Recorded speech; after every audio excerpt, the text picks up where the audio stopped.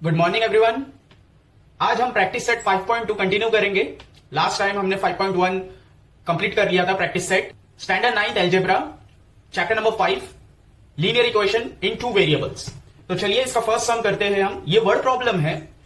अब हमने जब प्रैक्टिस सेट 5.1 किया था उसमें इक्वेशन पहले से ही दिए हुए थे, हमें बस उन सम्स को साइमल्टेनियसली सॉल्व करना था।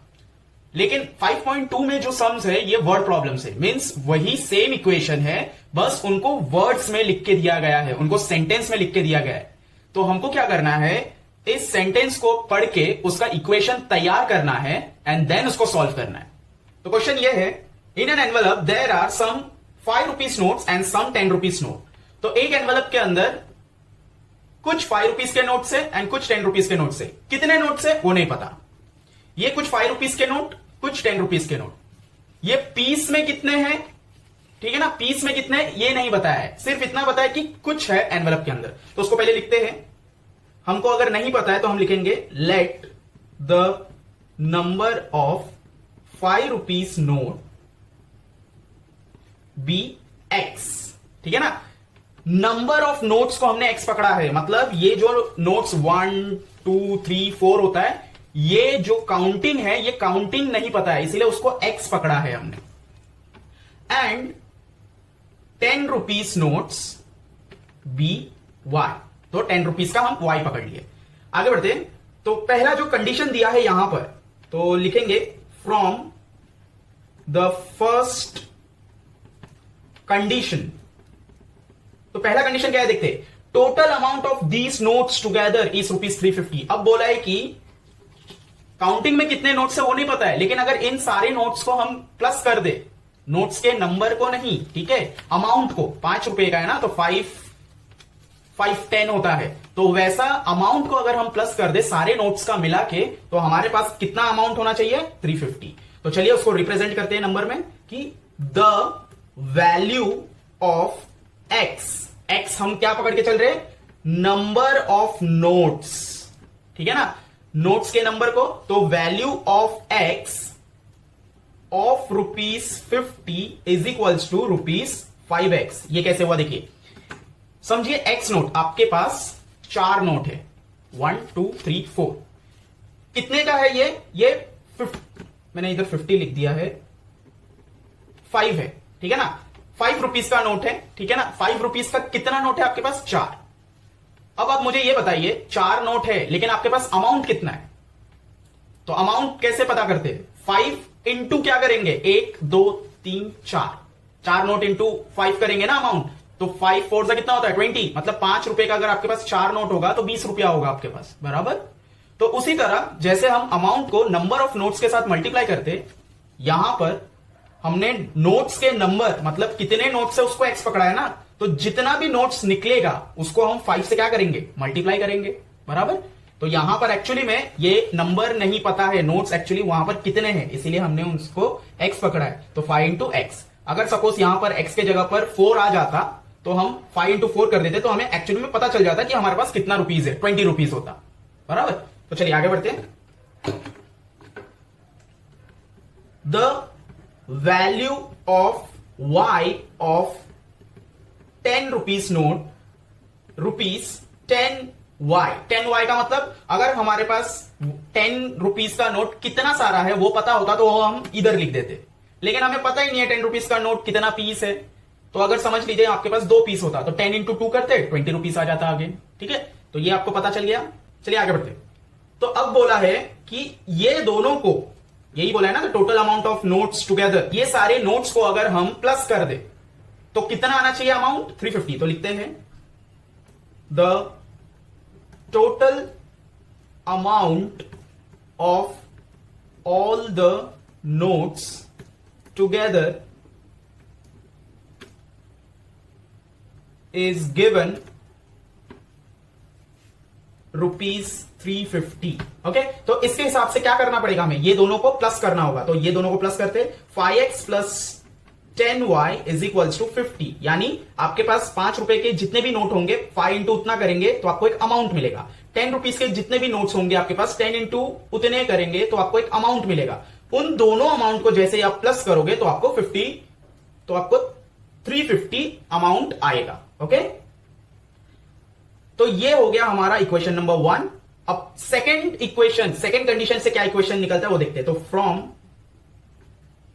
The second condition, second condition में क्या दिया है, the number of ₹5 notes are less. ₹5 का नोट जो है वो कम है, लेस है। तो ₹5 के नोट का नंबर क्या ले रहे हैं हम, मतलब कितने सारे नोट्स है नहीं पता, एक्स मान के चल रहे हैं ना। ₹5 का नोट एक्स पीसेस है, तो हम यहां पर लेंगे, क्या बोला है कि ₹5 का नोट कम है। कम है मतलब लेस मतलब माइनस साइन, एंड ₹5 का नोट कम है ना, तो एक्स, माइनस एक्स ले लिया पहले, ठीक है, ये वाला पढ़ के। नाउ कितना कम है, 10 कम है। ओके, किससे 10 कम है, ट्वाइस द नंबर ऑफ ₹10। ₹10 का नोट जितना भी है उसको आप पहले ट्वाइस कर लीजिए, उससे कम है ₹5 का नोट कितना, 10। तो पहले तो हम कर लेंगे ₹10 का नोट को ट्वाइस, तो यहां पर आएगा ₹10 का नोट, उसको कर लिए ट्वाइस, इज इक्वल्स टू कितना, 10। इसको समझिए, ₹10 के नोट को ट्वाइस कर लिए, ट्वाइस मतलब यहां पर जो कंडीशन बोला है वो कर लिए। उसमें से ₹5 के नोट्स को अगर हम माइनस कर दे तो हमारे पास 10 नोट बचेगा। कौन सा बचेगा, देखिए, ये है ₹10 के कुछ नोट और ये है ₹5 के कुछ नोट। तो ₹10 के नोट को हम पहले क्या कर देंगे, ₹10 के नोट को हम पहले ट्वाइस कर देंगे। ट्वाइस मतलब ये 2 है तो इसको डबल कर देंगे, तो डबल कितना हो जाएगा, और 2, तो टोटल 4 हो गए।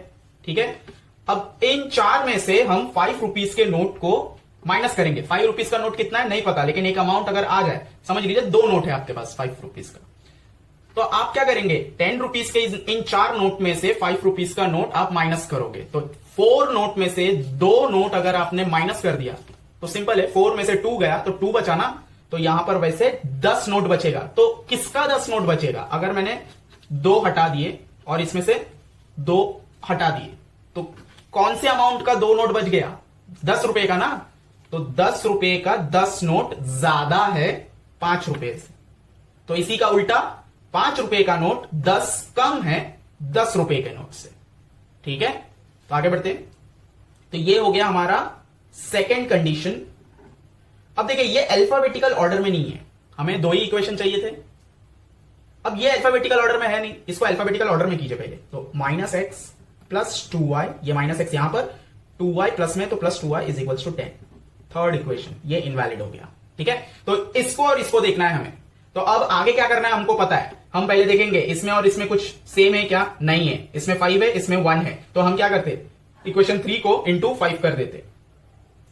तो मल्टीप्लाइंग इक्वेशन थर्ड बाय 5, 5 से अगर इसको मैं मल्टीप्लाई करूं तो आएगा -5x + 10y is equals to 50। Equation number 4, इसको चेंज किया ना, ये इनवैलिड हो गया। अब हम सिर्फ 1 और 4 को देखेंगे। तो अब देखिए, यहां भी 5 है, यहां भी 5 है, ये प्लस में ये माइनस में, ये x है ये भी x है, तो एक प्लस एक माइनस, तो मतलब हमें क्या करना है, ऐड करना है। तो एडिंग इक्वेशन 1 और 4, तो अगर हम इसको ऐड करें तो क्या आएगा, 5x + 10y is equals to 350। यहां पर आएगा -5x + 10y is equals to 50। तो minus plus cancel, plus plus 20y is equals to 400। y को अकेला छोड़ो, 400 अपॉन 20 इधर आएगा डिवाइड में, 0 0 कट, 2 से और भी कैंसिलेशन करोगे तो आपको आएगा ये 40/2 बचा ना, तो 2 1 2 2 20 था, तो y का वैल्यू क्या आया, y का वैल्यू आया 20। एंड अब x का वैल्यू निकालना है, तो y के वैल्यू को पुटअप कीजिए किसी में भी एक में, तो हम पुटअप करते हैं इसमें। ठीक है, तो substituting equation, y is equals to 20 in equation 2, तो 2 का पहले ये लिख लीजिए, 2y - x is equals to 10। इसमें कोई फर्क नहीं पड़ता कि आपको सीधा करना है, आपको बस पुटअप करना है ना वैल्यू, तो वो हो जाएगा। तो 2 × 20 - x is equals to 10, y के जगह पर 20 क्योंकि y का वैल्यू 20 आया है, तो 40 - x is equals to 10, x को अकेला छोड़िए माइनस के साथ, इज इक्वल्स टू 10। अब यहां पर 40 जो है वो इधर प्लस में, इधर आएगा तो -40, तो minus x is equals to minus 30 क्यू 40 में से 10 गया 30, 40 बड़ा है, माइनस साइन उसका है, 30 में लगेगा, आंसर में लगेगा, दोनों तरफ माइनस है, तुरंत कट कर दीजिए। तो हमारे पास बचा x इज इक्वल्स टू 30। इसका मतलब क्या हुआ? इसका मतलब हुआ कि x हम किसे मान रहे थे? 5 रुपीज के number of pieces notes, and y किसको मान रहे थे? 10 रुपीज के नंबर ऑफ पीसेस नोट्स। तो हमारा फाइनल आंसर होगा देयरफॉर देयर आर x 30 है ना, तो पहले x का लिखते 30 नोट्स ऑफ x कौन है? 5 है, ₹5 एंड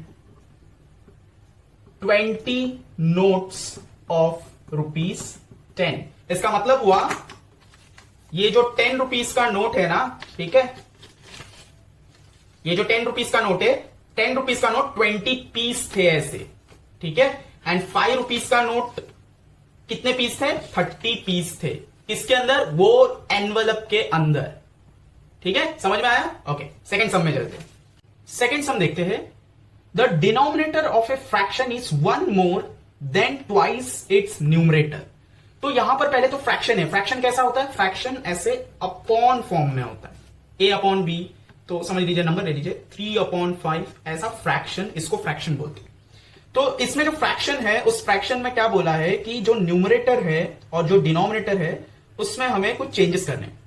तो पहली बात तो हमें यही नहीं पता है कि न्यूमरेटर और डिनोमिनेटर में कौन सा नंबर है, ऐसा नंबर है कौन सा। तो पहले हम ले लेते, let the numerator be x and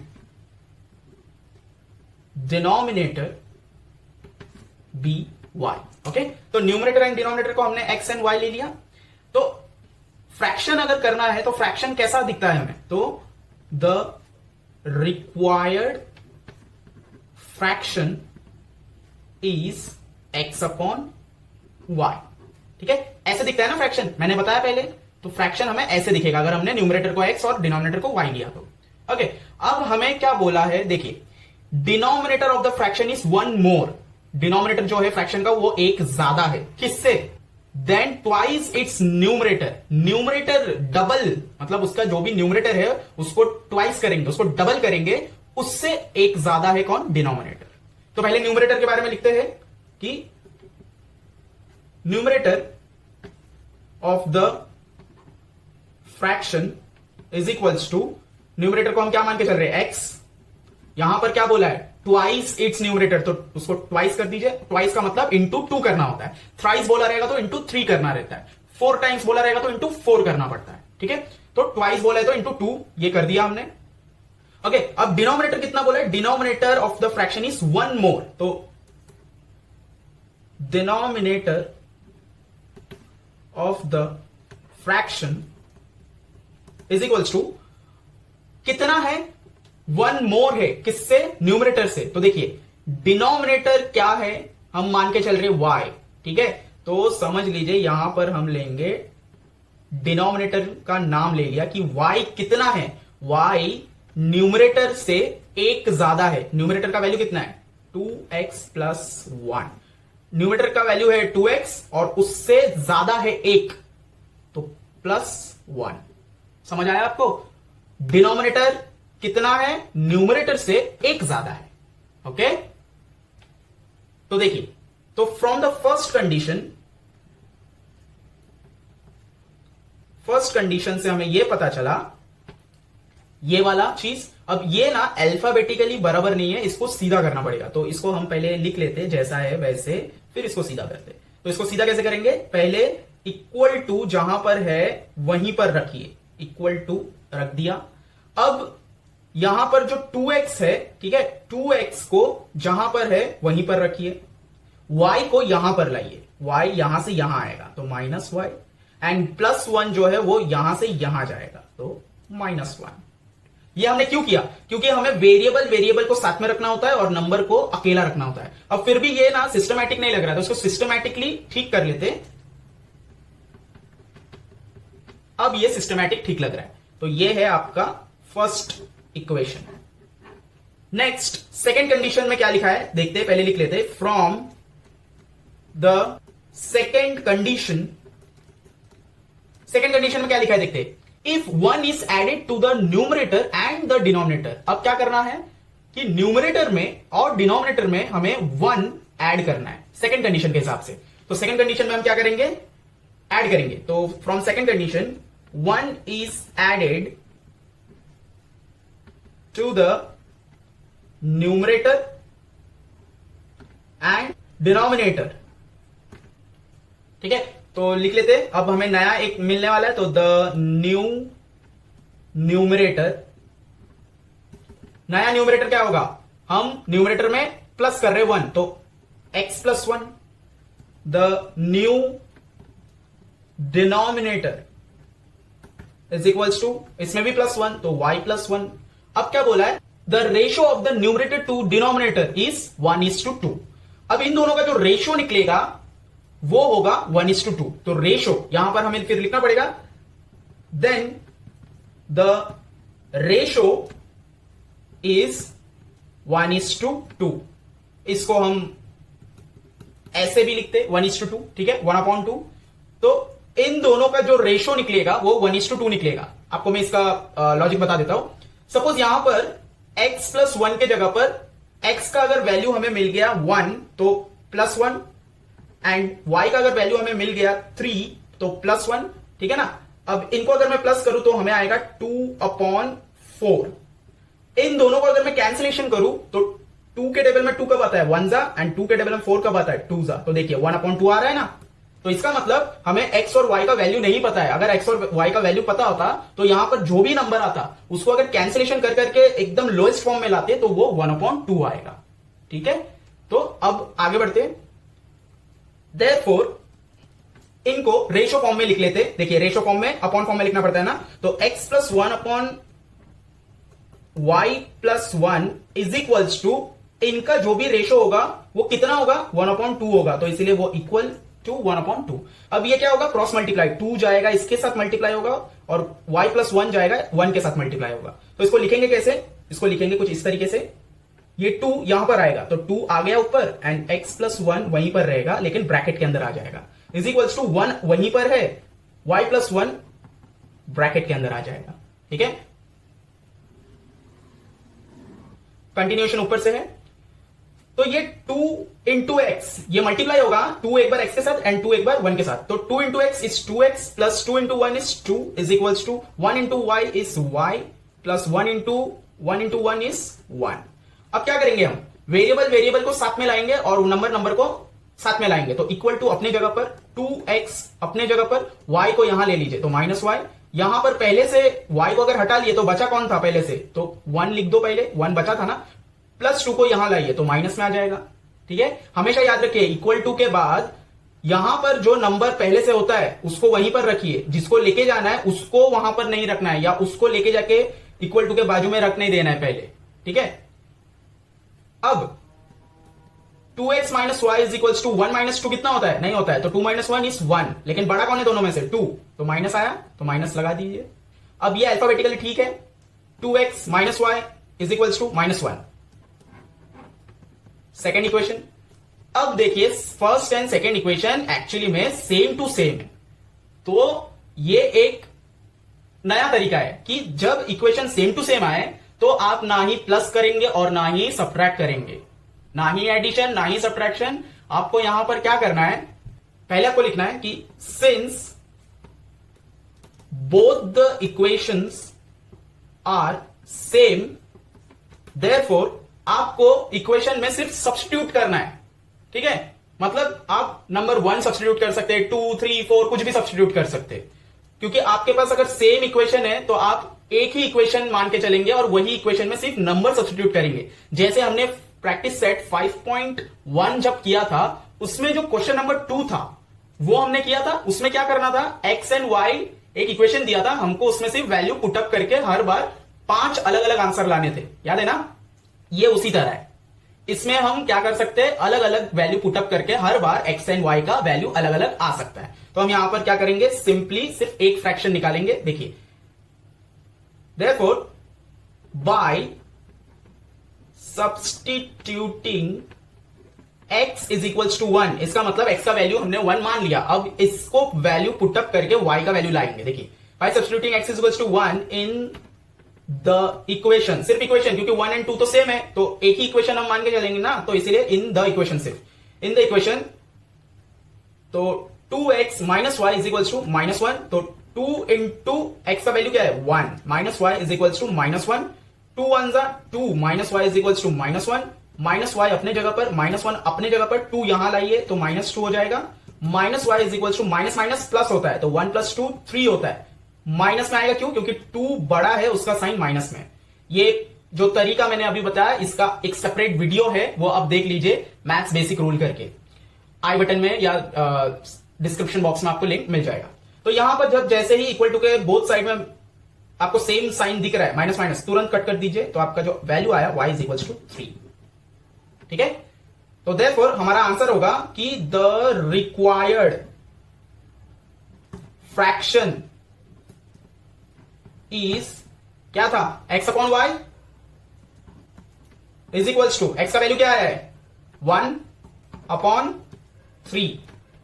उसी तरह हम अगर इसको और आगे बढ़ाए, 1 के जगह पर हम x का मान लीजिए 2 लिए होते, 2 अपॉन, अगर 1 लिया तो 3 आया है, ठीक है ना, तो 2 अगर लेते तो उसको अगर सॉल्व करते तो हमारा y जो वो 5 आता, सिंपली अगर 3 लेते तो 7 आता। तो इसी तरह आप 1 या 2 फ्रैक्शन भी लिखेंगे बहुत हो गया, या 1 भी लिखेंगे तो भी बहुत हो गया, सिर्फ बताना है हमें कि फ्रैक्शन क्या आएगा।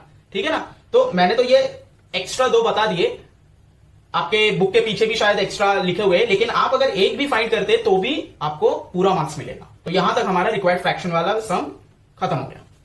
थर्ड सम देखते, the sum of the ages of Priyanka and Deepika is 34 years, means Priyanka का एज एंड दीपिका का एज को अगर हम ऐड करेंगे, सम बोला है ना, सम मीन्स प्लस करेंगे तो 34 टोटल होगा, लेकिन दोनों का इंडिविजुअल एज क्या है वो दिया ही नहीं है, तो ले लेते हैं एक्स एंड वाई। तो let the age of Priyanka be x years, ठीक है, and Deepika's age be y years। तो अगर हमने इन दोनों के एज को प्लस कर दिया तो हमें मिलेगा टोटल 34। तो फ्रॉम फर्स्ट कंडीशन हमें यह पता चला कि x प्लस वाई करेंगे तो हमें 34 इयर्स मिलेगा। ठीक है, प्रियंका की एज दीपिका की एज को अगर हम सम करेंगे तो 34 इयर्स टोटल में आएगा। तो ये हमारा फर्स्ट इक्वेशन हुआ।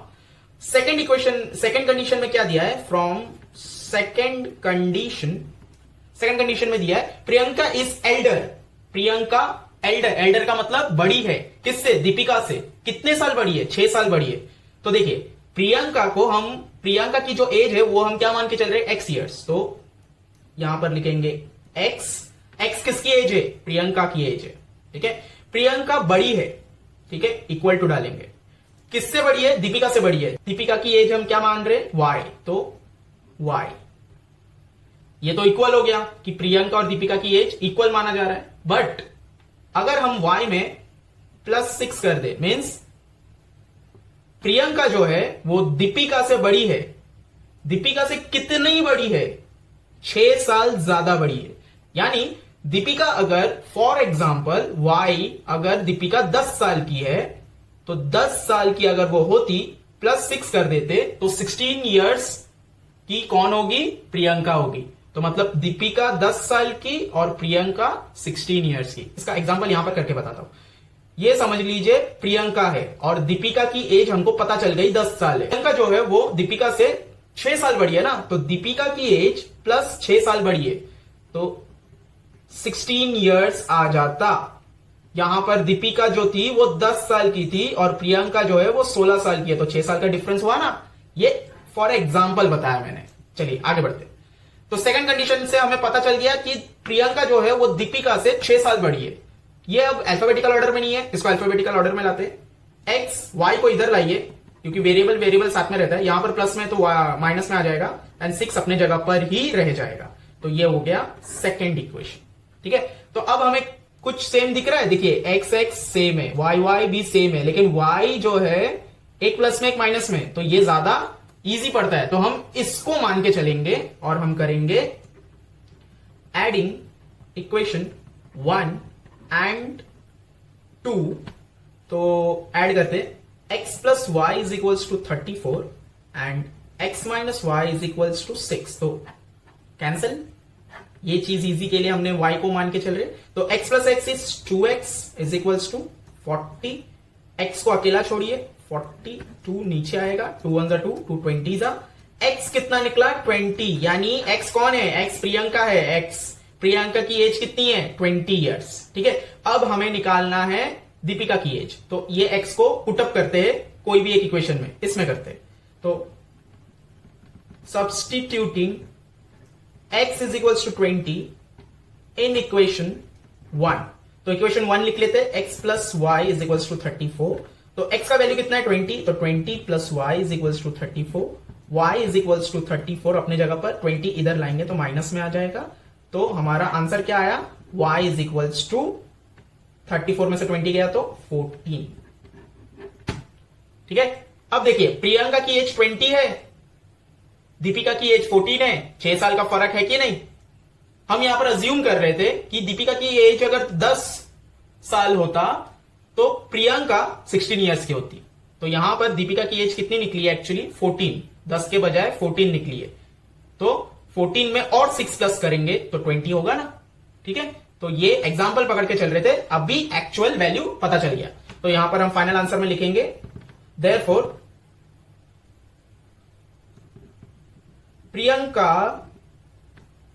प्रियंकास हमें फाइंड क्या करने बोला है? फाइंड देयर एजेस ना, तो Priyanka's age is 20 years and Deepika's age is 14 years. ध्यान रखें, आप जब भी नाम लिखे, नाम का जो फर्स्ट लेटर है उसको कैपिटल लिखिए। आगे बढ़ते हैं फोर्थ सम में। The total number of lions and peacocks in a zoo is 50। Peacocks और लायंस टोटल जू में कितने हैं? 50 है। इंडिविजुअल नंबर नहीं बताया कि 25 लायंस है एंड पिकॉक्स 25 है, ऐसा नहीं बताया है, टोटल बता दिया है। अब आप ढूंढो कि कितना है। ठीक है, थोड़ा और कॉम्प्लिकेट कर दिया है आगे, तो चलिए जो पहले नहीं पता उसको लिख लेते। तो हमारे पास नहीं है लायंस के नंबर और पिकॉक के, तो हम लिखेंगे let the number of lions be x। तो हम नंबर, लायंस के नंबर वो कितने हैं उसको x मान के चल रहे, ध्यान देना है, and number of peacocks be y। Peacocks के नंबर मतलब पिकॉक कितने हैं वो y मान के चल रहे, जैसे हमने फर्स्ट सम नोट वाला किया था। ओके, फर्स्ट कंडीशन क्या दिया है? फ्रॉम फर्स्ट कंडीशन देखते, फर्स्ट कंडीशन दिया है the total number of their legs. लीजिए ट्रिकी कर दिया, अभी उनके लेग्स के बारे में बात हो रही है। The total number of their legs is 140। अब ये बताया कि लायंस कितने हैं वो नहीं पता, पिकॉक्स कितने हैं ये नहीं पता, लेकिन सबके अगर पैर को मिलाएंगे, ऐड करेंगे, ठीक है, तो 140 होगा। अब यहां पर ट्रिकी ये है कि लायंस के तो 4 पैर होते हैं और पिकॉक के 2, तो ये 140 को देख के आप बता भी नहीं सकते कि लायंस कितने हैं एक्चुअली में उधर और पिकॉक्स कितने हैं, तो ये ट्रिकी है। तो यहां पर अब हम क्या करेंगे, पहले तो ये लिखेंगे कि अ लायन हैज 4 लेग्स। ठीक है ना, लायन के 4 लेग्स होते हैं, तो therefore total number of legs of lions is equals to, अब कितने लायंस है अंदर वो नहीं पता है ना, अगर 2 लायंस होते तो 8 लेग होते। ठीक है, अब कितने हैं वो नहीं पता, हम कितने हैं उसको क्या मान के चल रहे हैं, नंबर ऑफ लायंस को क्या मान के चल रहे हैं, x। ठीक है, तो x लिख दिया। एक लायन के कितने पैर है? 4, तो 4x क्यों? देखिए, 1 लायन, 2 लायन, 3, 4, 5, 6, समझ लीजिए जू में 6 लायंस थे, तो अगर 6 लायंस थे तो हर लायन के 4 लेग, तो 6 into 4 तब भी तो पता चलेगा कि 24 लेग्स लायंस के हैं, बाकी के पिकॉक के हैं। लेकिन ये जो 6 हमने अभी अभी लिया, 6 लायन, यही तो नहीं पता है, इसी को हम x मान के चल रहे हैं यहां पर, इसीलिए 4x। ठीक है, ओके, आगे बढ़ते हैं। इसी तरह पिकॉक का भी, अ peacock has 2 legs, therefore total number of legs of peacock is equals to 2 into peacock का नंबर क्या मान के चल रहे कि अंदर जू में y है, ठीक है ना, y पिकॉक्स है, तो y हो गया। अब क्या दिया है कि total number of their legs, मतलब ये सारे लेग्स और ये सारे लेग्स को अगर हम प्लस कर दे तो टोटल 140 आएगा। तो फ्रॉम द सेकेंड कंडीशन से हमें यह पता चला, फ्रॉम सेकेंड कंडीशन, ये 4x प्लस ये 2y इज इक्वल्स टू 140। इसको फिर से समझे यहां बराबर से। 4x जो है वो लायंस के लेग्स के नंबर है, मींस अगर x हमें पता चल गया कि जू के अंदर 10 लायन है तो 4 इंटू 10 x के जगह पर 40, एंड हमें यह पता चल गया कि जू के अंदर 20 पिकॉक्स है तो 2 इंटू 20 y के जगह पर, तो यहां पर आएगा 40, तो 40 40 80 टोटल होगा।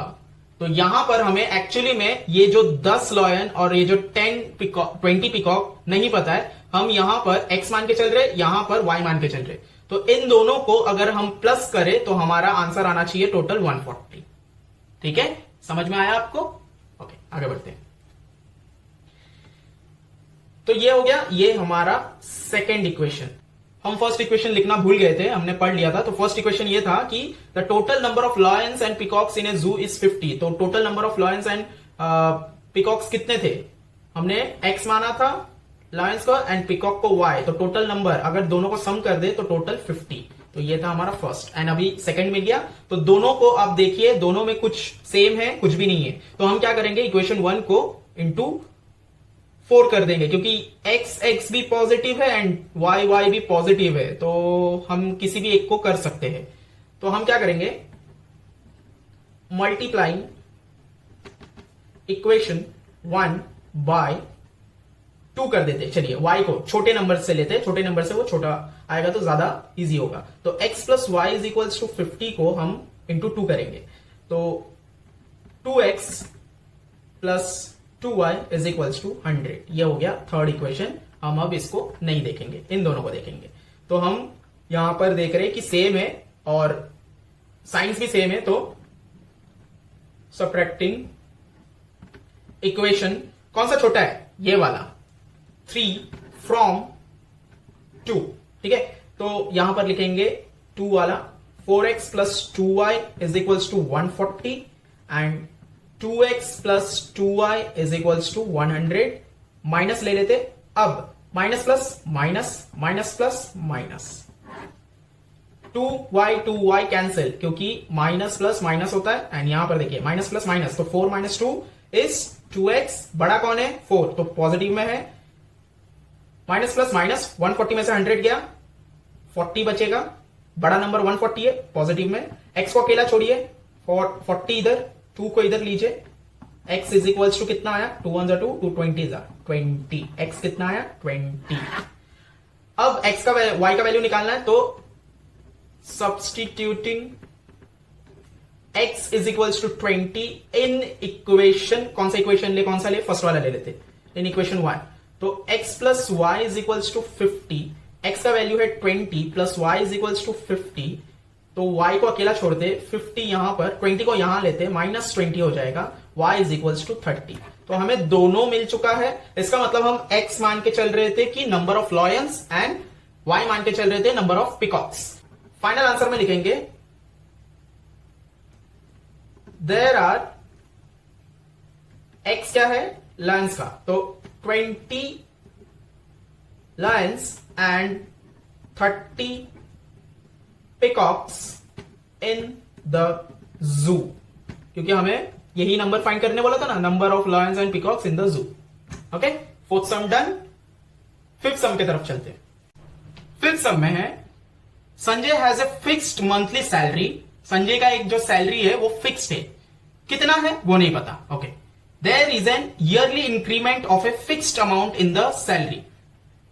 इसका मतलब आपका सैलरी अगर 10,000 है, मान के चलिए फिक्स्ड है 10,000, वो चेंज नहीं होता, एंड आपका जो इंक्रीमेंट है हर साल, इंक्रीमेंट का मतलब होता है आपका सैलरी जो इंक्रीज होता है ईयरली। तो आपका अगर 10,000 सैलरी है, आपका हर साल 2,000 सैलरी इंक्रीज होता है, और वो फिक्स्ड है। ऐसा नहीं है कि ये साल 2,000 हुआ तो अगले साल 3,000 4,000 होगा, अगले साल भी 2 ही होगा, उसके बाद साल भी 2 ही होगा, ठीक है ना। तो आपका जो 10,000 था वो 12 होगा अगले साल, उसके बाद साल 14 होगा, उसके बाद साल 16 होगा। समझ में आ रहा है? तो यहां पर कुछ वैसा ही है। तो अब हमें एक्चुअल में नहीं पता है कि इसकी मंथली सैलरी कितनी है और इंक्रीमेंट अमाउंट कितना है फिक्स्ड वाला। तो हम ले लेते, let Sanjay's fixed monthly salary be ₹X, monthly salary X ले लिए, and yearly fixed increment be ₹Y। Okay, इतना ले लिया। अब क्या दिया है देखिए, after 4 years his monthly salary was 4,500। 4 साल बाद उसकी जो मंथली सैलरी थी वो 4,500 थी। तो चलिए वो लिख लेते कि after 4 years his salary was,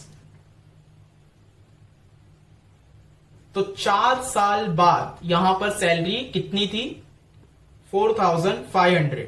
तो आप समझ के देखिए, आपका जो यहां पर हम संजय की सैलरी देख रहे हैं, तो संजय की जो सैलरी थी वो X थी, जो फिक्स है, ठीक है, एंड उसकी जो इंक्रीमेंट थी उसका अमाउंट भी फिक्स था, कितना Y। इसकी सैलरी और इंक्रीमेंट, ये सैलरी है, ये इंक्रीमेंट है, प्लस हो रहा है, मतलब 1 साल, ये सिर्फ एक ही बार प्लस हो रहा है। अगर 2 साल बाद हुआ तो 2Y होगा कि नहीं, ठीक है। 3 साल बाद हुआ तो इंक्रीमेंट 3Y होगा, क्योंकि देखिए इंक्रीमेंट अगर 100 रुपया होता, हर साल 100 रुपया बढ़ेगा, तो यहां पर 1 साल अगर होता तो 1 into 100, और इसमें प्लस क्या होता, उसकी फिक्स्ड सैलरी, फिक्स्ड सैलरी समझ लीजिए 10,000 थी, तो 1 साल बाद ये 10,100 हो जाता, ठीक है। लेकिन यहां पर 4 साल बाद हो रहा है, तो 10,000 सैलरी तो फिक्स्ड है, प्लस 100 रुपया हर साल बढ़ने वाला था, तो 100 रुपया हर साल बढ़ने वाला था। लेकिन 4 साल बाद इसकी सैलरी कितनी होगी, तो 4 साल, ये जो 4 है ये ईयर है, तो 4 into 100 होगा कि नहीं, तो 10,000 प्लस 4 into 100 400। तो यहां पर तो 4 साल बाद इसकी सैलरी कितनी होती, 10,400। समझ में आया? तो उसी तरह यहां जो 4 है वो तो हमें यहां मिल गया, लेकिन एक्चुअली में कितना इंक्रीमेंट हो रहा है फिक्स वो नहीं पता है, इसको हम Y मान के चल रहे। तो इसीलिए after 4 years his salary was 4,500। तो ये 4,500 हुआ कैसे, इसकी जो फिक्स्ड सैलरी थी वो प्लस 4 साल तक उसका इंक्रीमेंट फिक्स्ड वाला बढ़ता गया, ठीक है। तो बढ़ता गया, वो उसके सैलरी में जुड़ता गया मंथली वाले में। तो 4 साल बाद सब कुछ होने के बाद 4,500 उसकी मंथली सैलरी थी। तो ये हुआ फर्स्ट इक्वेशन, ठीक है। 10 साल बाद यहां पर सेकेंड इक्वेशन में दिया, देखिए after 10 years his monthly salary become 5,400। उसी कंपनी में अभी तक काम कर रहा है वो संजय। तो 10 साल बाद क्या हुआ, उसकी सैलरी बढ़ी, हर साल बढ़ रहा था ना फिक्स्ड अमाउंट से। तो after 10 years his salary was कितना, 5,400, ठीक है, 5,400। तो यहां पर भी वही फिक्स्ड सैलरी प्लस 10 साल into fixed increment is equals to उसकी मंथली सैलरी कितनी हो जाती है 10 साल बाद, हर महीने उसको 5,400 रुपीज मिल रहा था। 2 इक्वेशन, इसमें सेम एक्स है, तो हम क्या करेंगे, इसको सब्ट्रैक्ट करेंगे। तो सब्ट्रैक्टिंग इक्वेशन, छोटा वाला कौन सा है ये 1 फ्रॉम इक्वेशन 2, तो यहां पर लिखते 2 वाला पहले, x plus 10y is equals to 5400, x plus 4y is equals to 4500। तो यहां पर माइनस ले लेते, minus plus minus, minus plus minus, minus plus minus, minus plus minus होता है, 10 माइनस 4 इज 6y, बड़ा 10 है, प्लस साइन है उसका, ठीक है, तो 6 पॉजिटिव में रहेगा। माइनस प्लस माइनस होता है तो माइनस करते 0 0, 4 में से 5 नहीं जाएगा, बोरो करे तो 14 में से 5 900, बड़ा कौन है 5400, पॉजिटिव में, okay. y is equals to 900 upon यहां से 6 यहां जाएगा, ठीक है, तो y is equals to 150, y कितना आया 150। इसको पुटअप करते, substituting y is equals to 150 in equation, कौन सी इक्वेशन में ले, कोई भी ये वाले में ले लेते, इन इक्वेशन 1, तो x plus 4y is equals to 4500, x plus 4 into 150, y का वैल्यू है ना इसीलिए 450, कंटिन्यूएशन, तो x प्लस 4 इंटू 150 कितना होता है